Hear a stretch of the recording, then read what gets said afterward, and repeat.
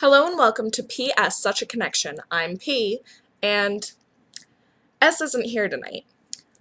She had some plans that she couldn't get out of, so she couldn't make it tonight, so I'm not going to make a very long video, but I was just going to touch on some of the things that they talked about tonight on the Men Tell All.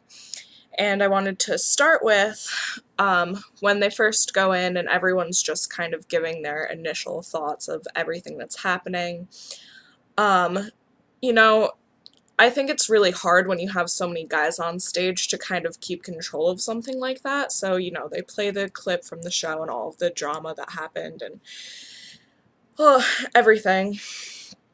And everyone's going back and forth. And I actually really liked how Wells, he kind of stood up for Alex. And then Luke kind of did as well, although, he was a little bit more like, some people should probably grow out of that fight or flight thing that Alex seems to have, even though, as Wells pointed out, it comes from his training as a Marine, which is definitely understandable, and I think it is good that they kind of touched on both sides of that, because, even though he does have this fight or flight thing, attacking the guys in the house, and going after people who just, for whatever reason, because the main bad guy is gone, is not really a good thing, and it really kind of turned me off to Alex, whereas I liked him a lot before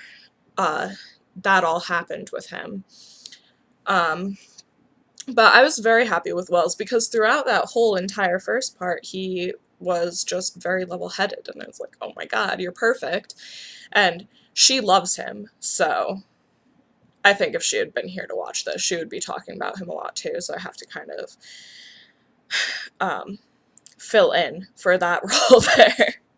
So then I'm gonna jump, because I attained a couple of fucks during the show, and then I was walking, into the kitchen to get a glass of water, and I just dropped them all and have no more fucks to give. So I'm gonna jump to Luke coming up on the stage to talk, and just one thing that he said, because, the whole thing of Chase and Luke coming up on their own to kind of talk about what had happened to them is just kind of like a therapy session that I didn't really sign up to watch. I mean, I guess I did because I decided to watch the Men Tell All, but, it's just talking about things that we've kind of already seen, and it's nice to see that they aren't angry about it, and that they've kind of come to terms with it. And Luke saying, "I'm a hopeless romantic," was amazing. And I really wish that they had announced that he was going to be the Bachelor then. So I'm a little bit concerned that he's not going to be the Bachelor now. I think he should be. I think there are plenty of other great options from the show, but I think that Luke, everyone loves him. He's perfect. So it's, I think he would be a great Bachelor. He has a great story, all of those things that you kind of look for to start your reality television show. Although I think Steph was talking about he could be boring because he's just, a very serious guy. I don't know. I think he could be kind of fun-loving. We'll have to see if he gets chosen. So, then Chase comes up and talks about everything that happened, how he's feeling about it, I don't think there was that much new about that, and I think that, that's no fault to them or anything, but they did split up the show, so, or I guess we would have seen it last night anyway, but, it's coming off of just last night, so we went through it all last night, and now tonight we're kind of just getting a recap of it, and not really anything new, I guess, in my opinion. So then Jojo comes out, and Jojo, I mean, is stunningly gorgeous, and my favorite color is orange, and that dress was one of the best colors of orange, and it looked fantastic on her. I mean, God, drop dead gorgeous. And she is a class act, and I can tell her that, not tell her, but she is just incredible. And the way that she handled that whole Chad outburst, like, whatever.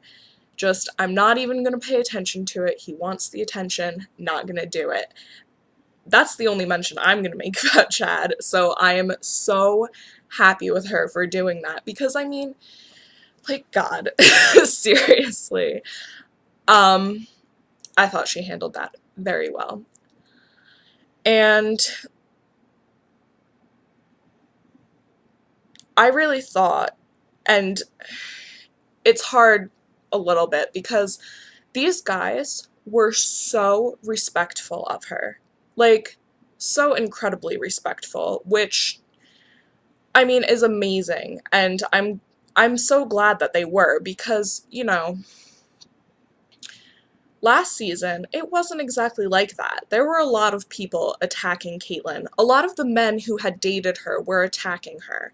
And I almost couldn't watch that episode. I watched back through the entire season, and I didn't watch that one again, because I was so disgusted by the way that she was treated. On the show, too, for that matter, but whatever. So I was just very happy to see that the guys this season, apart from one, were able to, you know, still treat her with such respect. It was a great thing to see, and I'm really glad that they were able to show that, you know, like, I think if anyone had attacked her, they would have cut out some of the nicer things and put that in, and I wouldn't have been happy with it. But the fact that all of the guys were just very respectful, and, you know, Chase questioned her, and a couple of other guys questioned her. Vinny's mother questioned her, um, which was a little weird, a nice little cameo. But no one attacked her, so I really liked that, and I'm sorry I keep repeating myself, using the same vocabulary to tell the same thing. So then I was just gonna note, when James Taylor talks to her, she says, you know, when you're looking through the dating apps, you say, this one's the prettiest, this one's the most smart, and I was like, well, you're not the most smart. Just wanted to take that little jab, because it's smartest, but it's okay. In the moment, I could understand. And I was also very happy that he did not read a poem or sing. Yeah. And then I just had two things from the blooper reel, which is one of the greatest things. I wish they would show more, because I'm sure they have a lot more. I wish they would just kind of do a whole episode of the things we don't get to see, kind of like the challenge, which I think they're taking away this season. I'm sorry, Steph, for talking about the challenge. She may burst through the ceiling to try and strangle me to get me to stop. But, yeah, so I really like things like that, where you kind of get to see more about what's going on behind the scenes. But anyway, James Taylor's suspenders coming off when he sits down, because he's one of the only people still in America who wears suspenders as an outfit, was brilliant, and I loved it. And then when the dog ran past Jojo, if I were in an emotional state, and I were on that show, and a dog was coming in my direction, and I told him to come over to me, and he ran away, I would break down. I love dogs, and I would just lose my effing mind. So I thought that was pretty hysterical. But honestly, I don't really have that much to say about this show.